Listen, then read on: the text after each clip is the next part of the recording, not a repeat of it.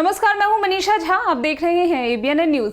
देश में कोरोना के मामले भले ही कम हो रहे हों, लेकिन WHO की मुख्य वैज्ञानिक डॉक्टर सौम्या स्वामीनाथन के एक बयान ने चिंता फिर से बढ़ा दी है।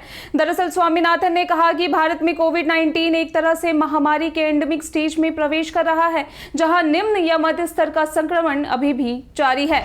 उन्होंने आगे कहा कि स्थानिक अवस्था तब होती है जब कोई आबादी वायरस के साथ रहना सीखती है। यह महामारी चरण से बिल्कुल अलग है, जहां वायरस आबादी पर हावी हो जाता है। इसका मतलब यह है कि भारत को अभी भी कोरोना से छुटकारा पाने के लिए लंबा इंतजार करना होगा। बता दें कि स्वामीनाथन ने एक इंटरव्यू में कहा कि हम शायद एक तरह से स्थानिकता के चरण में प्रवेश कर रहे हैं, जहां निम्न स्तर का ट्रांसमिशन या मध्य स्तर का ट्रांसमिशन जारी है।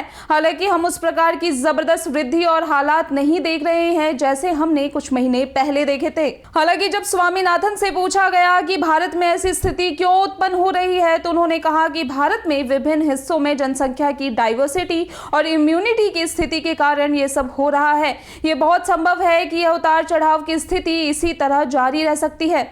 बहरहाल उन्होंने उम्मीद जताई कि वर्ष 2022 के अंत तक हम उस स्थिति में होंगे कि हम 70% तक टीकाकरण के लक्ष्य को हासिल कर लेंगे और फिर देश में हालात वापस से सामान्य हो सकते हैं। साथ ही बच्चों में कोरोना स्प्रेडिंग पर स्वामीनाथन ने कहा कि माता पिता को घबराने की कोई जरूरत नहीं है। हमने अन्य देशों से जो सीखा है उससे पता चलता है कि यह संभव है कि बच्चे संक्रमित हो सकते हैं, लेकिन अधिकतर बच्चों को सौभाग्य से बहुत हल्की बीमारी होती है। वहीं कोवैक्सीन को मंजूरी दिए जाने के सवाल पर स्वामीनाथन ने कहा कि उन्हें पूरा विश्वास है कि WHO का टेक्निकल ग्रुप कोवैक्सीन को उनके ऑथोराइज्ड टीकों में शामिल करने की मंजूरी देने के लिए संतुष्ट होगा और सितंबर के मध्य तक हमें परिणाम मिल सकता है।